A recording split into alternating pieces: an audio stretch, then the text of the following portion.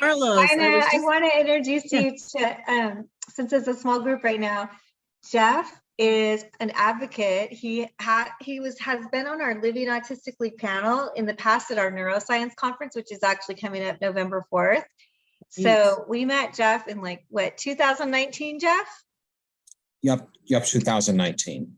Oh. And he flew out and from Massachusetts. He's coming in from Massachusetts and just did a phenomenal job and became really honestly part of our Autism Tree family, and is a big reason why we keep doing our lunch and learns every week, is because we're able to stay really connected with Jeff each week. He comes in from Massachusetts and has really helped us develop the lunch and learns, and just is a phenomenal self-advocate and helps our families advocate for their children. He's flown out for numerous events that we've done and is coming out and doing a book signing. He has his own book for the neuroscience conference. So Jeff, that was my little intro to you to Ina, but don't let me talk for you. That's fine, Dana. And I actually, it's a book that actually I contributed to that I'll be signing. So Wonderful.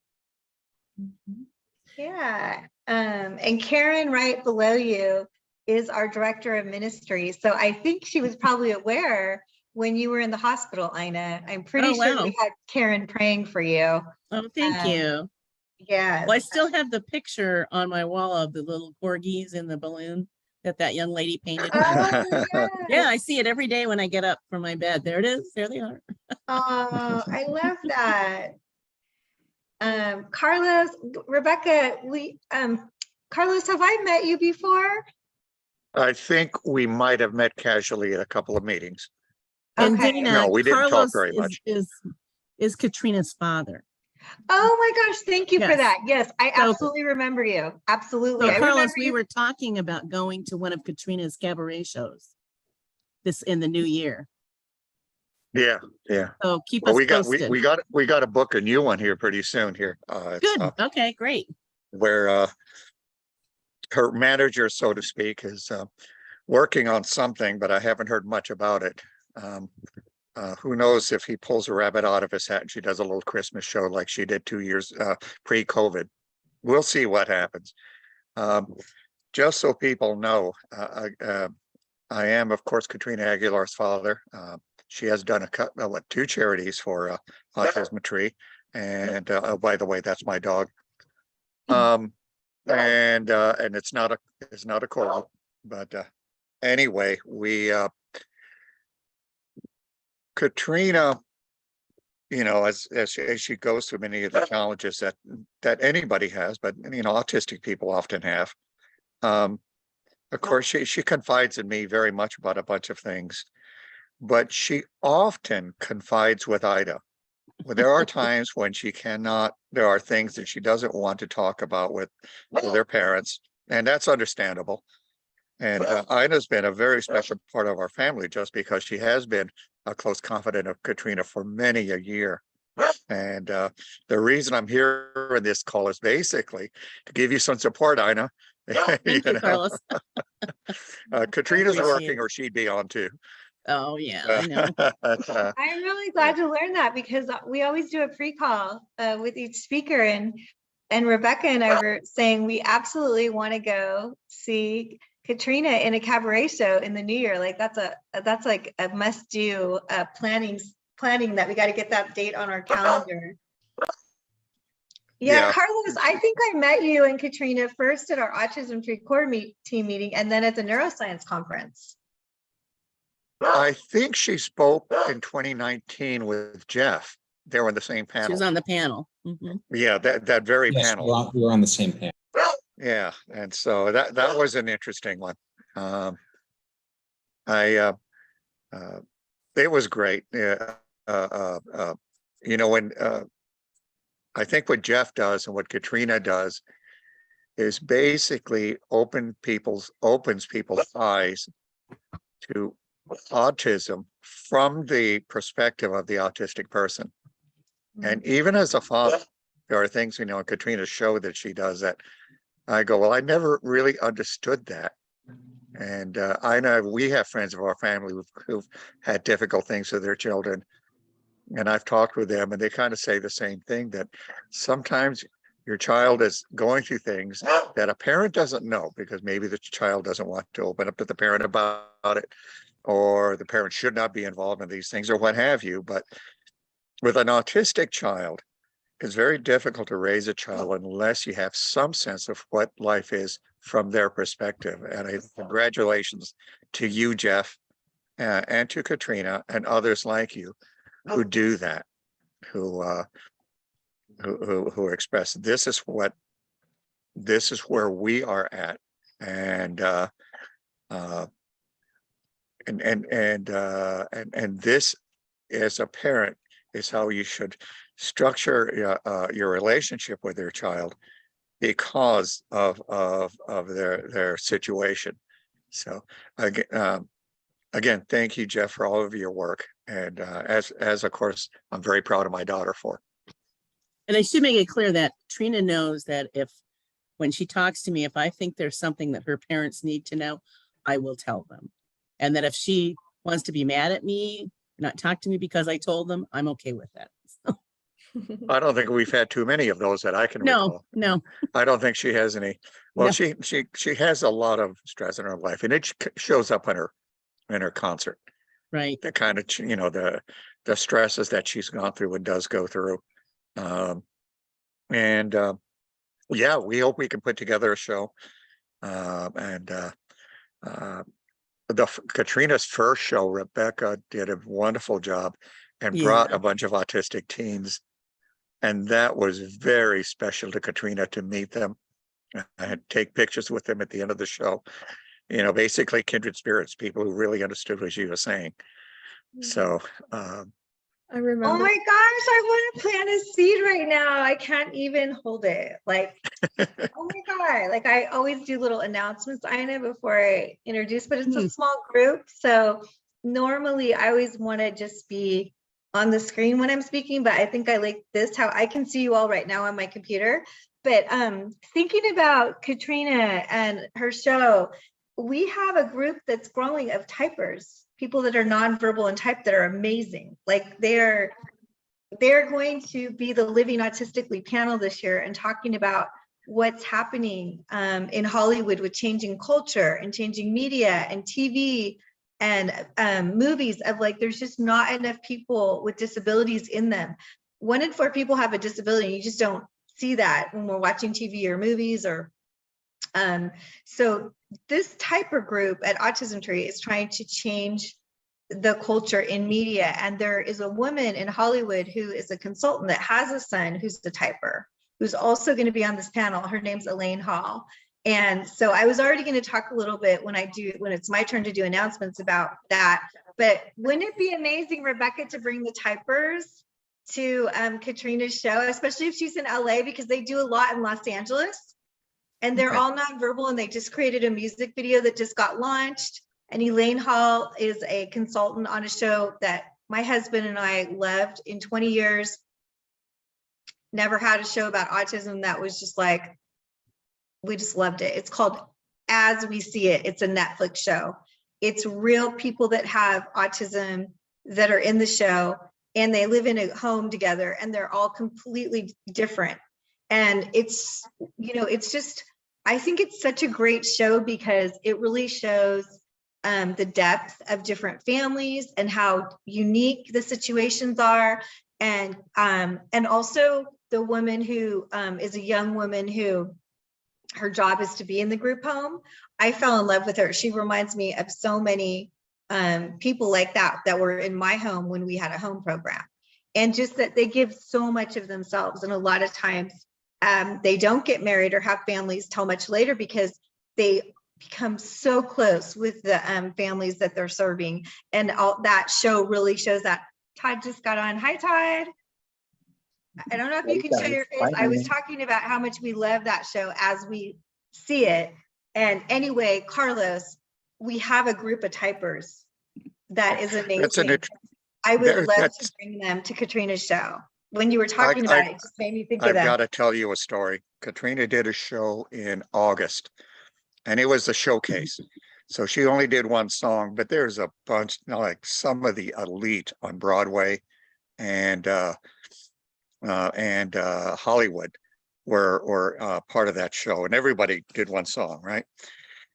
But she does her song, and it's "God Help the Outcast" from Hunchback of Notre Dame, the Disney one. And Clifford Bell, who's her manager, just introduces, how he met Katrina and about her autism, and he's trying to promote her show. And then she sings, comes off stage. A guy comes out of nowhere. Katrina and I are sitting. A guy comes out of nowhere, gives Katrina a huge hug. It turns out he has a 40-year-old daughter who's nonverbal. Autism and nonverbal, and the song just meant everything to her, and it was really beautiful.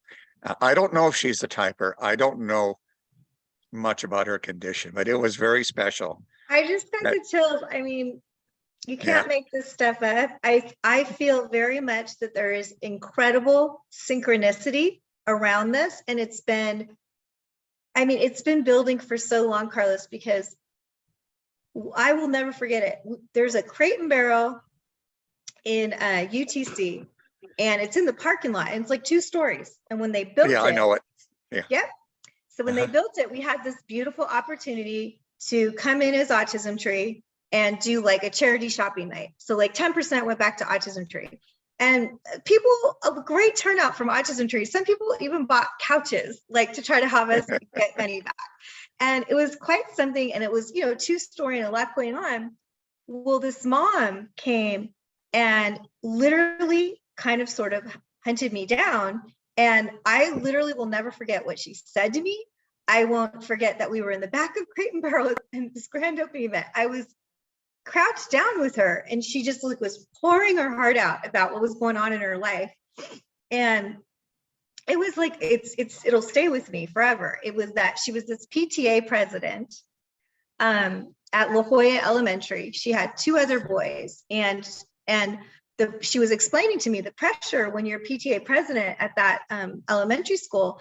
You are expected to take your board that's on the PTA with you to your second home in Aspen or wherever. Like, there's an expectation, and she wasn't meeting it. So on top of her little boy just getting diagnosed, she was having this pressure, and she was collapsing under it. And I was just like, I felt like I was collapsing learning all this. And she said that she finally had to tell why everyone in a public setting, why was she not doing a good job as the PTA president? So she told them, which, can you imagine how, like, we all know how hard that would be to say, my son Otto, my little boy, just got diagnosed with autism. And that people were raising their hands and asking, how did he catch it? And it was just like, is this real? Is this real? Yeah. I always, remember, like, Otto has been with Autism Tree since his diagnosis with his mom. And there were times where they were not around for many years. And what it was is that Shelly had no way to communicate with Otto. And what happened is they came back when Otto learned how to type. And I've never seen a mother, and I say this with total sincerity and reverence, when Shelly is by Otto, I always see these little wings on her. And I feel that she earned them because it took so long for her to learn how to communicate it with Otto. And then Otto, without any exaggeration, is the most inspirational and genius person I've ever met. And I told him from like the beginning, when I started really getting to learn about Otto, was in our small book club. And I told him he's like this eagle flying over Autism Tree, like taking us places we haven't gone. And it's turned out to be so far beyond that. I just can't tell you all how much Otto opens everyone's eyes when he's around. And that I would be amazing to me to meet your friend that you brought up that met Katrina, that has a typer, because Dr. Motri, who does our neuroscience conference, has a son, Ivan, who's nonverbal, and he doesn't really talk about him too much because he's this literally globally renowned autism researcher who has the largest autism lab in the world here in La Jolla. Wow. And is our chairman. But his son who is not his biological son, but he loves, I didn't know it wasn't his biological son.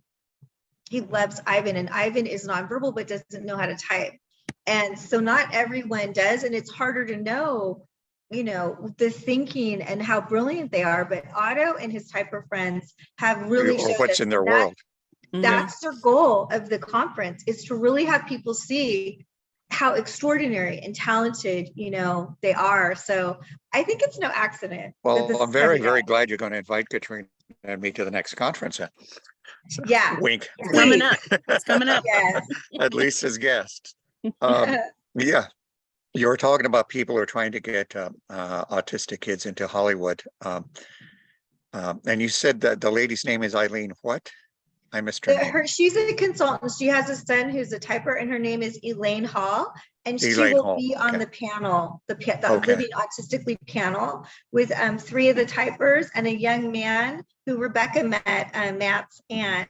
And he has a phenomenal job at Upper Deck Trading Cards. He's in charge of artists that want to wow. do Marvel comics. That's his job. And he's like a Comic-Con, historical figure. And Dr. Michael Levy is the most crazy Comic-Con person you've ever met. He's the chief of pediatric neurosurgery at Rady's and helped us start Autism Tree. He's moderating that panel, and him and Matt, when I had them meet, they just hit it off beyond. So he's also on the panel. I bring that up, and I'll make this short because neither you nor are the host, right? We're stepping on Ina's time.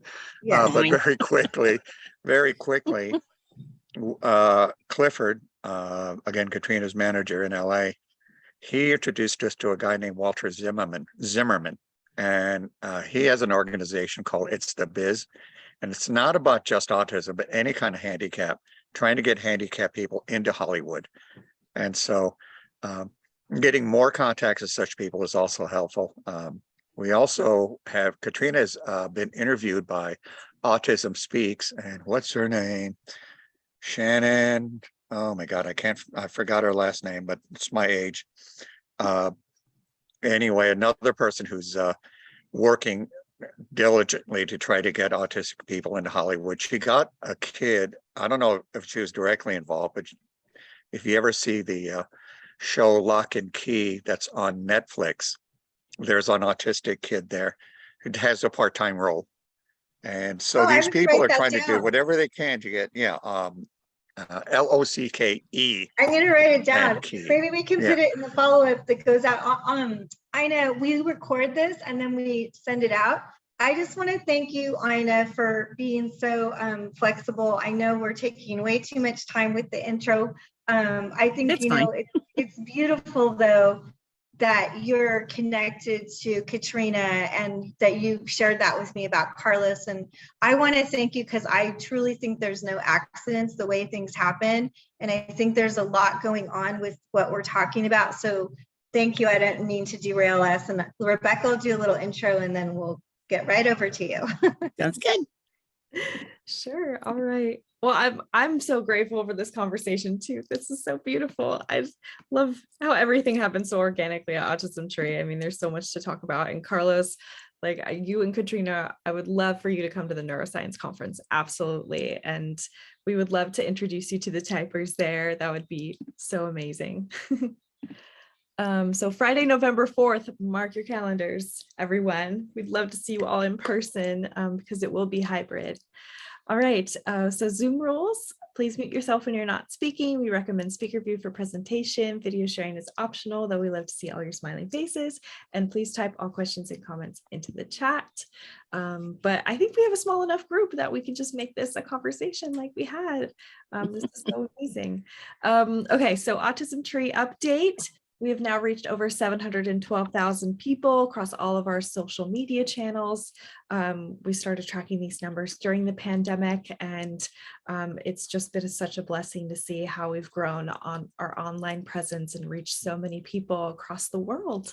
We have 97 Lunch and Learns uploaded on our YouTube channel as of today. This is our 98th Lunch and Learn. We started these I got to give a shout out to Todd. This was his idea, bringing it forward and keeping our families connected during the pandemic. And then it just blossoming into an incredible resource and just a way to connect with all of our families online during the pandemic and beyond. Since January of 2022, we've already coordinated 165 family events for our children and families, with 48 coming up between now and the end of the year. But sometimes we add events to our calendars and we send out a weekly email blast to all of our new families to invite them out to our events every single week. We do 2 to 5 events a week, including these lunch and learns that are either virtual, hybrid, or in person in San Diego County. So it's been amazing to see our families again after the pandemic.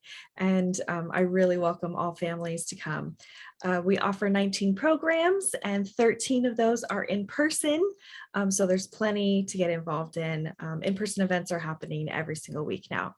And we have 479 videos on our YouTube channel, and a large majority of those videos we posted during the pandemic, 419 videos. And I gotta give a shout out to every single volunteer and program director and community member and parent who submitted a video to our YouTube channel as a resource. And I just love the heart and the culture, our culture of having a heart connection, and our 4 core pillars. If you EC, embrace, connect, empower, create, you can really see those values come forward through all of those videos. And so I really welcome you to watch them and subscribe if you haven't. Like I said, today's our 98th Lunch and Learn, and I'll hand it over to Dana again, and she can introduce Ina. Thank you, Rebecca. I'm so grateful to everyone who's here today, and especially for Ina for taking on being a speaker. Rebecca, I'm not on the screen. You are. I don't know. Thank you. I just wanted to tell you, I think one of the biggest things that Rebecca and I have learned, and I want to say hello to Lupe. Lupe is on our team too, and she is really helping Rebecca and I in ways that I can't even articulate, just to add so much calm and so much another layer of depth that's so meaningful. But I will tell you, one of the biggest things that we learn day in and day out is to be present and to embrace the moment. And so if you don't mind, that is truly, I know what's happening on this Lunch and Learn today. And there's just a couple of things that are sort of like on my heart. And I really want to thank Rebecca for also reinforcing that our EC is really important. And our board worked a whole year on that. And when I say our board, I mean each individual. Most of our board members have one child, if not more. Our board member that led it, which means so much to me, has 4 children. He has a newborn. His little 3-year-old daughter recently got diagnosed with autism, and he has 2 boys on the autism spectrum. He works for DPR Construction, and he's just so amazingly talented at what he does. And his company had spent a lot of money to really get down to what do they do, what is their why, and how do they make sure everything they do speaks to that. And so he was so patient for a year of guiding our board and making sure that we understand what is Autism Tree's why, and what are our 4 pillars that Rebecca just said are really truly happening. Whatever we're taking on, it matters and it fits under that. And so it's been a huge blessing and something we're completely referring back to every day. And when I see Rebecca doing that, it gives me a lot of pause and gratitude, because this is something new that we have just launched. And at Eric's company at DPR, every one of their employees is expected to know those pillars and know what does that pillar mean.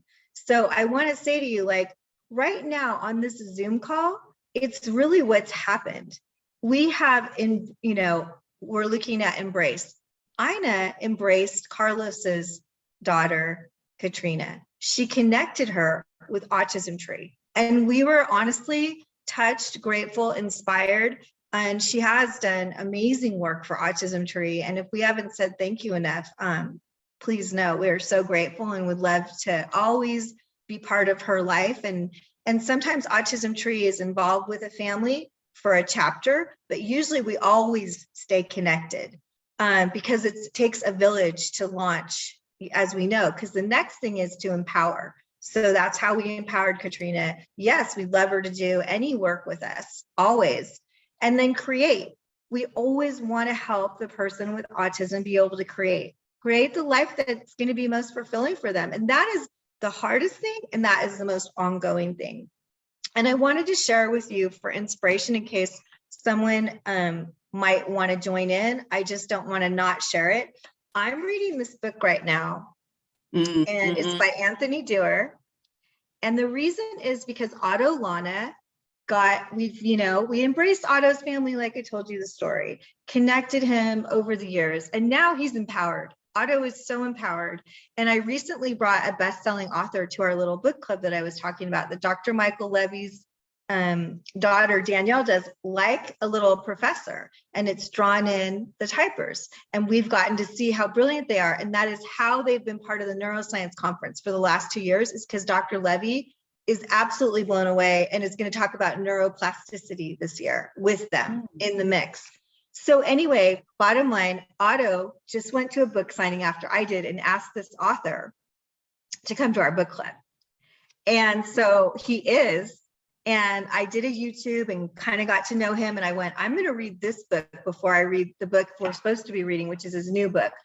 I just wanted to share it with you because, again, it's the ECEC and it's a long term. I mean, look at Otto's been with Autism Tree since he was 3, and he did all that. He's bringing that author to Autism Tree. And that's to me what I just really, if you take one thing away from me today, it's that I'm so grateful that you have that connection, and that Katrina, that Carlos is, here with us and talking about your daughter, because that is our why.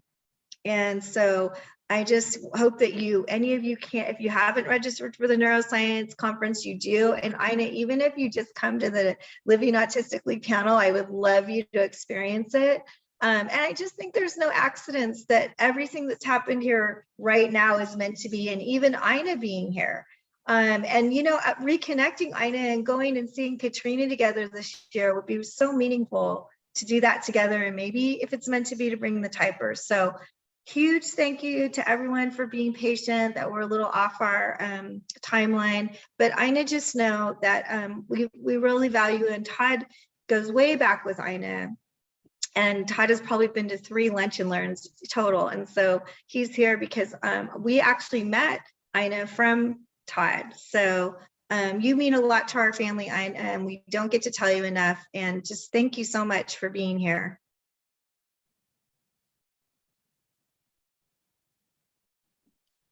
So now do I just start? Yeah. Okay, sorry, I The wasn't sure. floor is yours from here on out. Okay. So thank you for that lovely talk. And I did work with Todd in several different places over the last 30 plus years, believe it or not. And so my topic is something that's very dear to me, and it's giving back. And so first, what I do for a living is that I'm what you call a fractional or a part-time chief financial officer, a CFO. And I work now with small to medium-sized businesses. So I'm like a trusted advisor to them. So I come in and help them with their organization and make sure it's financially sound, that they understand the story their financials are telling them, and really demystify accounting. So, but with my business, I made sure all my clients know that I give 10% of my profits back every quarter well, actually, it's not my profits, it's my gross revenue. And so I give that back every quarter. And I encourage my clients not necessarily to do the same. I hope that they will, but I encourage them to give me the names of places that they consider close to their heart. Now, I won't do anything political or controversial, but other than that, I'll do like a food bank or something like that. So that's been a really wonderful thing to be able to share that with my clients. So in thinking about this talk, I was trying to remember as a child, when was the first time that I became so passionate about giving back, about helping my community, making a difference. And it brought me back to this actual memory. Now, this is not my family, okay? But this is a large family having a Thanksgiving dinner, okay? So back when I was 16 and we were in La Jolla, California, I was with my two brothers who were a couple years younger than me. And we were doing our normal Thanksgiving day where mom and dad cook and the house smells great. And we watch all the requisite college games and the NFL games. And then we eat. And then I lie on the floor and do the New York Times crossword puzzle and fall asleep in the middle of it. So we're happily on our way that morning. But then the doorbell rang. We're like, well, who the heck's coming on Thanksgiving? So my dad goes to the door and it's two young sailors. So my father had invited two young sailors. He'd gone to the USO and said, you know, do you have somebody that I can host in my home? So these two sailors came in and, you know, very young looking. So my brothers and I went into the backyard and sat with them and talked to them. It turned out they were both 18 years old, only 2 years older than me, that they both had just recently come to San Diego for boot camp. And they had both were from different states, but from the Midwest. And it was the first time when they were ever on a plane. It was the first time they ever left their family. It was the first time that they've ever been away from home for a traditional family holiday. And they weren't looking forward to it at all until my dad's invitation came.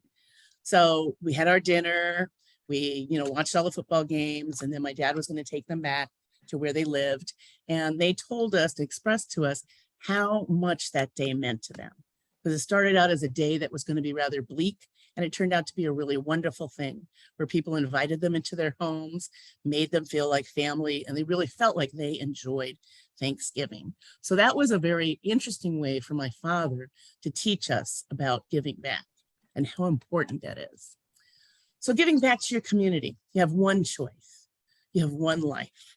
And people do get caught up in the whole making money, and they lose that ability to make a difference. It's not many people anymore that do a selfless act of kindness. Now we all see all these acts of kindness on, you know, Instagram and TikTok and, you know, everywhere else, but it's selfless. That's the thing that I think is key here. So you can change the game and you can be the hero you can't find in society. So your purpose can be large or small. The purpose doesn't have to be a grand mission. It doesn't need to be the next Gandhi liberating India from the British Empire, or a billionaire donating to various efforts worldwide. Some do have big purposes, and I do encourage people to think big, you know, keep seeing the brightest future before you. Yet some may be fulfilled by a smaller dream. Might be taking care of a child, being a support person in the background of an organization, taking care of a building or property. All is valuable, all is worthwhile and meaningful. And it's a matter of what's right for you on a deeper level, which is what something that Dana alluded to earlier. You may want to build a large city or tend a small garden. Each is needed and each is part of the whole. So I want to share with you now 3 organizations that, because of one person or a couple, they've taken a personal small dream and now impacted individuals all over the world. So no surprise, Autism Tree. So that, as we all know, was started by Todd and Dana on advocacy for their son. And they were just, you know, really dedicated to making sure that he had the most full life possible. And so in 2003, as a product of all of the work and the connections they made in the medical community and the dedication that they gave, it became a nonprofit. And so now, as we all know, they are improving autism communities around the world and benefits the entire family. So as Dana was saying, that they have those core values, that they embrace every family with love and acceptance. How important is that? They connect every family with a community of resources. And we know they have many, many programs. They empower people to build a better world by investing in their visions. And they create organic relationships, meaningful opportunities, and lasting friendships. So from a seed, a tree is planted and continues to grow. Another one that I'm on the board of is Operation Courage is Beautiful. And this is really a work that a friend of mine, Cindy Chan, put together because of a friend of hers when she lived in LA had been deployed overseas. And they would correspond through email. Now, remember, this was 2009. We didn't have, you know, the kind of technology that we have today. And she kept complaining that all of the little packages they would get for all their personal needs were really designed for men and not for women. You know, women's skin is different, We have different needs. And so Cindy said, well, I'm going to start an organization that sends care packages to women serving overseas. And so we get requests from men as well, but over 95% are women. So every year they would fill these requests, shipping on average 4.5 tons of products. These come from all different, like Mary Kay, all different kinds of places. We also go to doctors and dentists' offices and pick up their old magazines that they have because, the ladies like to read that. So our packages go all through the military, and they're addressed primarily to the Middle East, Europe, and Asia, and also on naval ships. And we often hear from the women that are getting these packages that they're the best they've ever received. And we were honored last year in having the first week in November in San Diego being declared that Operation Courage is Beautiful Week. Again, one person started this. So the other one is, and this is something that Carlos and his wife is also involved in. Coffee for Kids is a story about one woman Yay. to change the lives of hundreds of sick families and children. In 2006, Sean Plowin, who is a dietitian, visited San Pedro Sula, Honduras. And Carlos and Katrina have actually gone down there themselves on one of these missions. So amidst a crumbling pediatric ward, Sean saw an opportunity to change the lives of hundreds of children and families suffering from malnutrition, disease, and poverty. And in particularly, it's a hospital that has children with cancer. So Coffee for Kids now, one person again, who went down on a trip, has begun beyond the feeding program. So they've given 120 tons of food, but they've also partnered with some coffee farmers down there in Honduras that benefit the local economy by buying their coffee.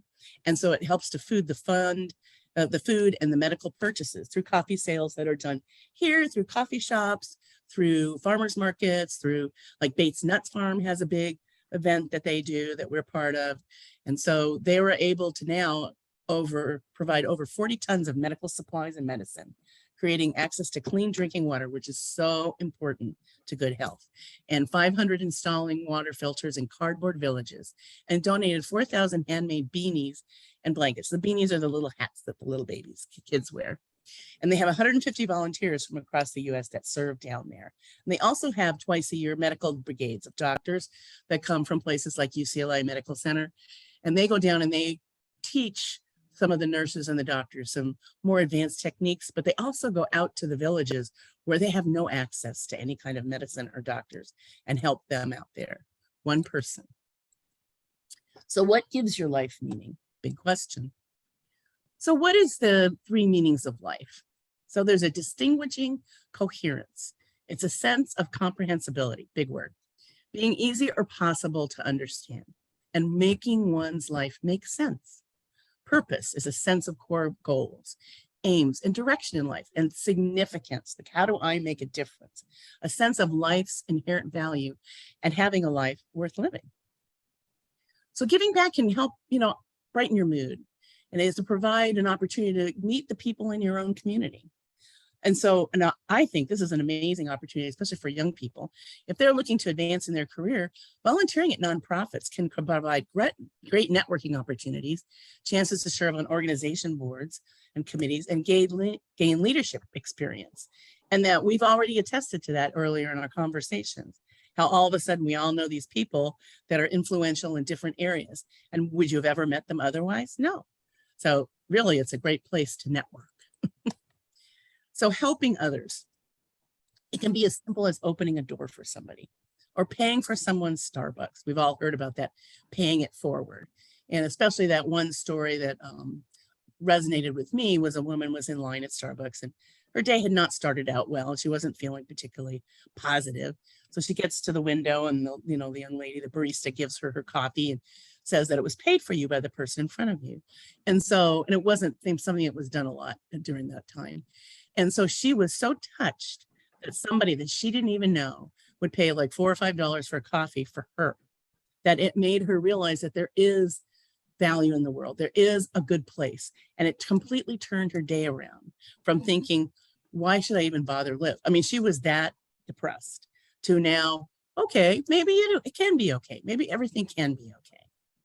So a few months back, my husband and I were going to have brunch down in Carlsbad, and I was walking across this parking lot. And in between Tom and I, this homeless man sort of popped up out of nowhere, but he was like sitting down and we just didn't see him. And he was obviously been homeless for a very long time and had not had a bath in a very long time and had the requisite little, grocery cart with all his worldly possessions. And so it kind of startled me, but I just looked at him and I said, "Hi, how are you?" And he said, "I'm great. I'm doing really well. How are you?" And I said, "Well, I'm fine." And he goes, "Well, thanks. You have a great day." And off he went. He didn't ask me for anything. He didn't want anything. He just was happy to be seen and heard. That's all people really want at the bottom of it all. And my dad unfortunately died at 61 of prostate cancer. And he was 6'3" and 190 pounds. And towards the end of his life, he lost the use of his legs and he was in a wheelchair. Now, being, such a big guy, he was always an impressive presence for people. So people always noticed him. Now, people were noticing him differently because he was in a wheelchair. And what he found was that people were averting their eyes from looking at him. He felt like they were pitying him all the time when he didn't feel like he needed to be pitied. And when he told that to me, it forever changed how I look at people that have different disabilities, physical, that you can see, and to make sure that I do look at them, that I do smile at them. I do, make sure that they know that I'm just seeing them and not, whatever situation that they're in. So I'm always reminding myself of this, that my worst day could be somebody's dream of their best day. So a touch of kindness can touch the world. So Leo Buscaglia said, "Too often we underestimate the power of a touch, a smile, a kind word, a listening ear, an honest compliment, or the smallest act of caring all have the potential to turn a life around, like the lady that was in the Starbucks." So small donations make a big impact. So one of the things that I'm involved in is microloans. And I don't know if any of you have heard of that, but I'm involved. There's a few organizations that do this, but I'm involved in Kiva. And they serve mostly women in countries that include Africa, South Africa, India, Mexico, Mongolia, and Philippines. And what happens is that people donate money. And so this organization has this money. Then they go and they find women in these countries that need small loans to either start a business or to keep their business going. So they fund the loan. The person that borrowed the money then takes the money and does great things with it, expands their business or starts their business, and then they repay that loan. And then that loan gets re-lent to another person. So a $100 loan could be lent out 1,000 times. It's really an incredible program. So a loan from as small as $25 can make a difference. So their loan repayment rate is 96.3%. So almost everybody pays it back. They're working in 77 countries, and to date, the 2.1 million people have made a loan on Kiva. So here's some examples of some loans. So one woman took out $100, bought a couple of goats so she could use their hair, their milk, and breed more goats. Thereby, she enabled her to contribute significantly to her family's income and to be able to provide food and shelter for her family. Another woman bought a couple of sheep for $50 and used their wool to make clothes or other products, also used their milk to make cheese and breed them. Again, allowing her to keep her family with shelter and food and a sense of pride that she also paid back the loan so someone else could be helped. And here's this woman who took out a microloan of $800 to buy stock for her store that's in a refuge camp for Palestinians in Beirut, Lebanon. So I don't know about you, but on Sundays, I go to church. When there's football on, I'm always watching football. Go Green Bay Packers. I know, no feedback, please. And I was seeing this program. This is the one that has Jane Pauley on it, and they do all these little, stories. And one of them was about this man, Robert Thomas. And he had a very successful nightclub in Houston, Texas. And when the pandemic happened, he had to immediately shut down. I mean, no one's going to go to a nightclub. And so he immediately lost his business, immediately. And so he just didn't know what to do. But he started to notice, like all of us, that there were really long lines at the grocery store, or like at the Trader Joe's or at the Costco. And so he thought, well, maybe I could use my nightclub space and repurpose it for something completely different. And so that's what he did. So he took about 6 months and, refurbished it, painted it, made it brighter, because obviously it was dark because it was a nightclub. And so then what he did, he went into the community and he found 40 different vendors that do things like food and do fruits and vegetables and eggs, but they also do things like jewelry or clothes or, any kind of product that they make. And so but they're all locally produced. They were all people in his community. And so he invited them to come to this, really an indoor farmer's market, basically is what it was. And so it started up as the District Market Greengrocer. And it was the first Black-owned grocery store in Houston, Texas. One person. Oops, I went the wrong way. Oh, so my final story here is a lemonade stand. Aren't these girls great? So I live in a street, it's a cul-de-sac, and we're known in my neighborhood as the friendly neighborhood. We've all lived here a very long time. I've been here for 29 years. And so we're very close. So at the bottom of the street, this family had moved in, I don't know, 5 or 10 years prior. And they had 2 really cute girls. This is not them, but it's just as cute. And so one day I was coming home from work and I was turning right to go up the hill and I noticed there was a lemonade stand. And I go, oh, that's fun. I remember having one as a kid. I just didn't remember seeing anybody have a lemonade stand in forever.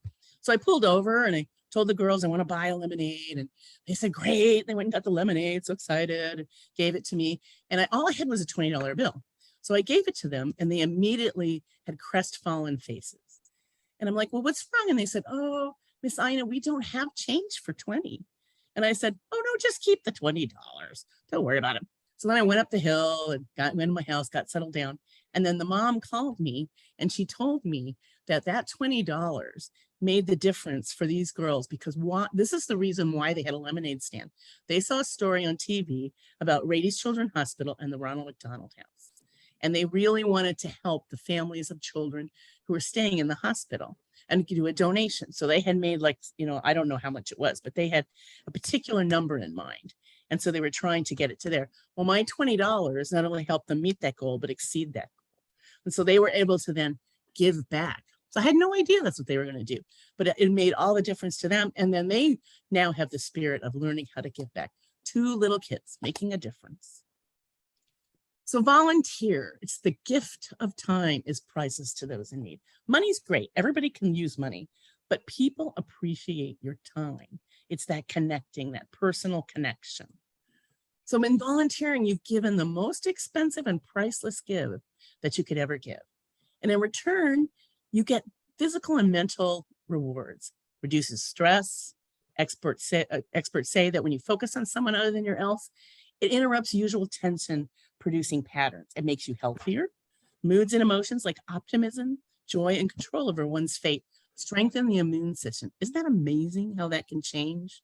And all these little smiley faces makes me think that you ever see people that have that resting, what face? And you're walking around and you see them and you smile and they smile and their whole countenance is completely different. They look like a completely different person when they smile. Just amazing.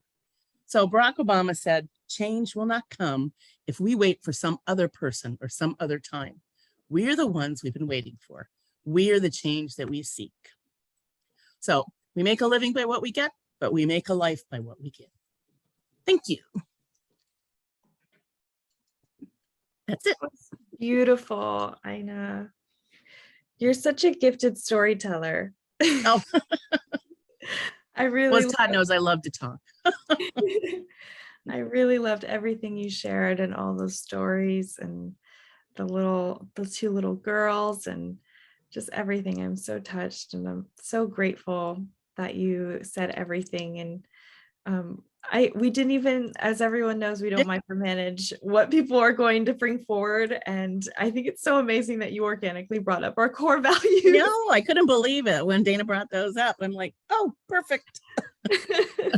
It's so amazing. So now we'll open it up. We have 10 more minutes. I just want to use this time to connect with everyone. If you have any questions for Ina or any comments or anything you want to share. We had such a beautiful conversation at the beginning of this call, but I really welcome anyone to say anything if they want to. Todd, I'd love to. No, it's nice to see you. Thank you. Yes. Hi, Ina, great to see you. I feel like I should have done the opening for Ina. Her presentation comes back to really who she is. One, she's one of the smartest people I've ever worked with. She's just phenomenal at her craft. But what elevates Ina, and I think you got it just by seeing this presentation, is her servant leadership. She operates at a higher calling, and her ability to see things, the clarity around that, I think, is what makes Ina so powerful and a world changer. Storytelling is one of the most powerful ways to create change. And I thought what you did today, Ina, was the fact you started with, Dana and I, with, our story that has no business plan and no financial plan. We just have been winging it for 20 years, all on a prayer. And it just goes to show, if you ask for help from really talented people, and Ina, you've been one of those people that have inspired Dana and I. So again, just a blessing to see you today, as always. Just hearing your voice warms my heart. So great to see you, my friend. Oh, thanks, Todd.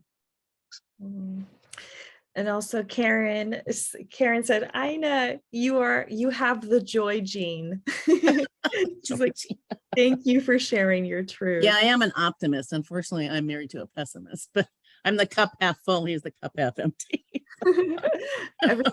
Everybody has it's a balancing act.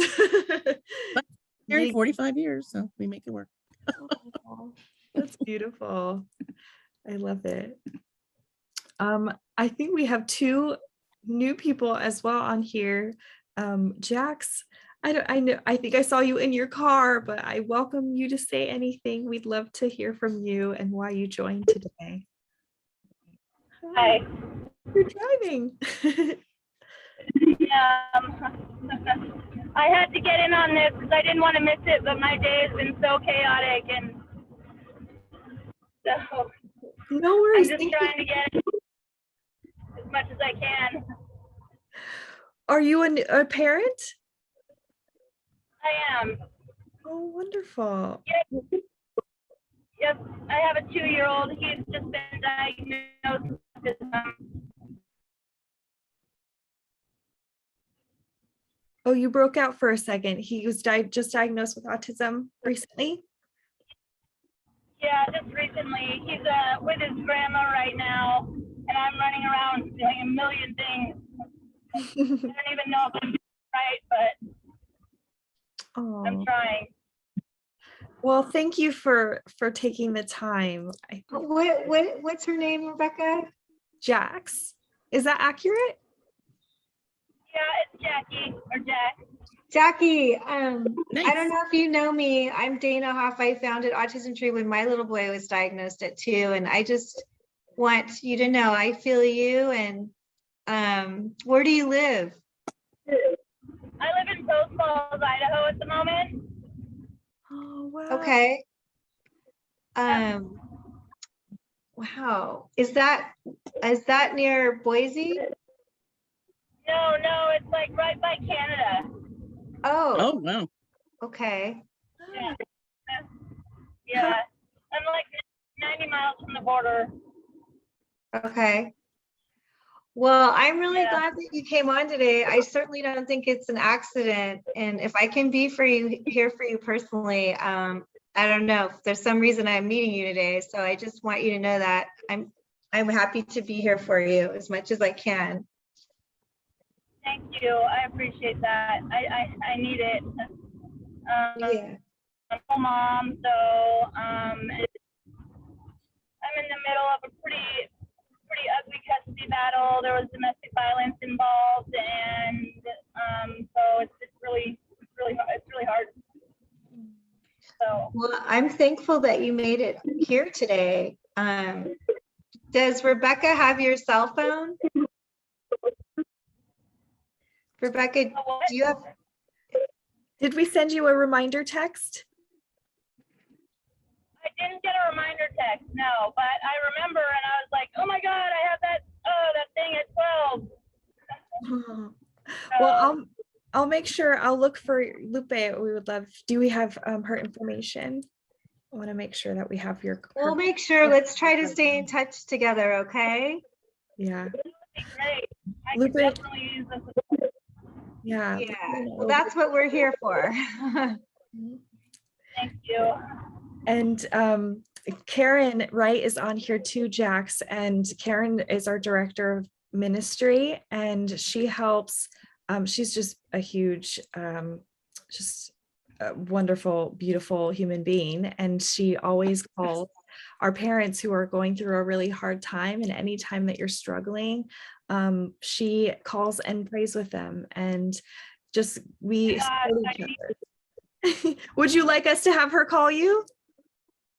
Yes, please. Wonderful. We'll connect you two. For sure. That would be great.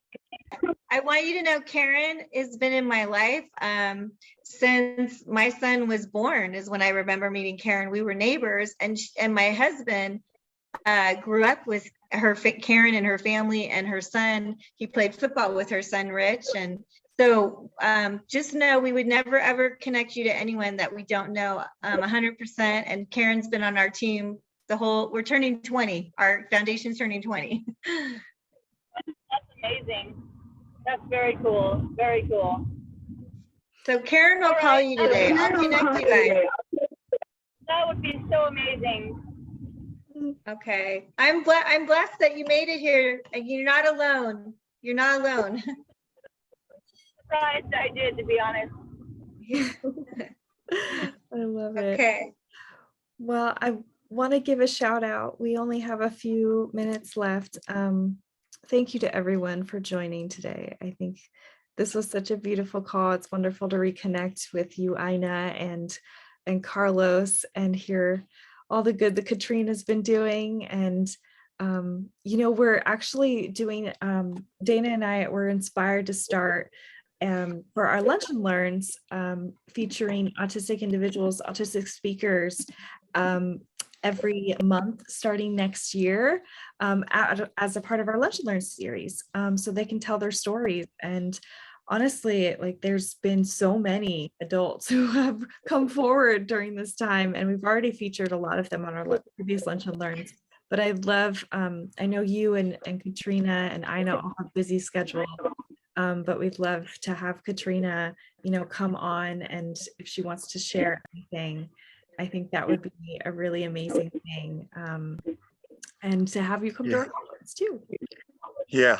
Well, I'll let her know. If you know Katrina, her first reaction is, no, I don't want to do it.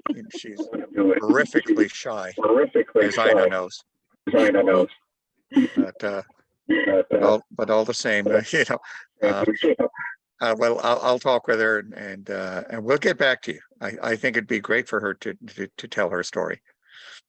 No pressure at all, whatever she's most comfortable with, but she is a beautiful person, and I just really loved going to that one of her shows with our teens before the pandemic. I'll have to show some of the pictures in our Lunch and Learn recap or something. It was just so wonderful, and I think it's amazing that she was part of our conference, that Jeff was as well, and yeah, this is just, I'm so glad this was amazing today. Ina, thank you again. My pleasure. I think that this format and all of the days we've done it was really, really fluid. And I feel blessed by it. And especially that Jackie made it here from her car. Yes. In Yeah, Idaho. welcome, Jack. Yeah, it just, today was very different, but I hope you feel blessed by it, because none of that's ever quite happened like it did today. And I think it's somehow a reflection of you. Oh, well, I'm glad. I enjoyed it. It was good to see Carlos too. So Yeah, you have a lot of fans, Ina. well, thank you. Absolutely. Well, I'd love to take a group picture before we log off. So if everyone can turn on their cameras, that would be amazing. And then I'll take a screenshot. So I'll do a little countdown. Ready? Let's see, 3, 2, 1, cheese. Love it. Oh, thank you so much, Ina. My pleasure. Thanks, everybody. Giving everybody extra love today.